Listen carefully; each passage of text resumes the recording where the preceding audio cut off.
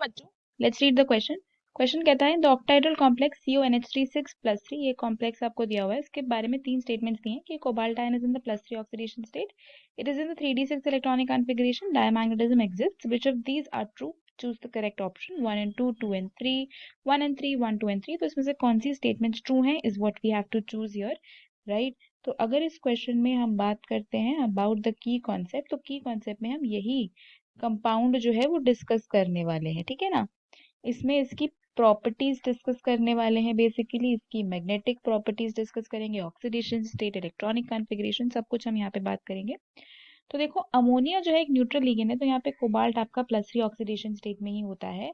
और कोबाल्ट की electronic configuration, outer electronic configuration होती है 3d7 4s2। अब क्योंकि ये +3 ऑक्सीडेशन स्टेट में है तो ये हो जाएगी 3d6, राइट। 3d6 इसकी इलेक्ट्रॉनिक कॉन्फ़िगरेशन हो जाएगी, द आउटर इलेक्ट्रॉनिक कॉन्फ़िगरेशन। ये बात तो समझ में आ रही है, राइट। और कोबाल्ट यहाँ पे +3 ऑक्सीडेशन स्टेट में बिल्कुल क्लियर है। कोबाल्ट की अगर आप x ले लो तो 6 अमोनिया लगे हैं, अमोनिया एक न्यूट्रल लिगेंड है, ओवरऑल चार्ज +3 है तो x भी +3 हुआ। तो मतलब पहली स्टेटमेंट भी हमारी ट्रू है, दूसरी स्टेटमेंट भी हमारी ट्रू है। अब तीसरी स्टेटमेंट चेक करनी है अबाउट द डायमैग्नेटिज्म, ठीक है। अब एक चीज बहुत ही स्पेशल केस है, कोबाल्ट +3 के साथ जब अमोनिया लगा होता है एज ए लिगेंड तो वो एक स्ट्रॉन्ग फील्ड लिगेंड की तरह बिहेव करता है। अमोनिया वैसे एक वीक फील्ड लिगेंड है, बट ये एक स्पेशल केस है, एक्सपेरिमेंटली डिटरमिन्ड है, स्पेक्ट्रो फोटोमेट्रिकली ये डेटा निकला हुआ आता है कि कोबाल्ट +3 जब अमोनिया के साथ कॉम्प्लेक्स बनाता है तो अमोनिया एक स्ट्रॉन्ग फील्ड लिगेंड की तरह एक्ट करता है, ठीक है। तो अगर आप कोबाल्ट के लिए देखोगे तो कोबाल्ट में यहाँ पे हमारे पास क्या है, कोबाल्ट है, ठीक है ना।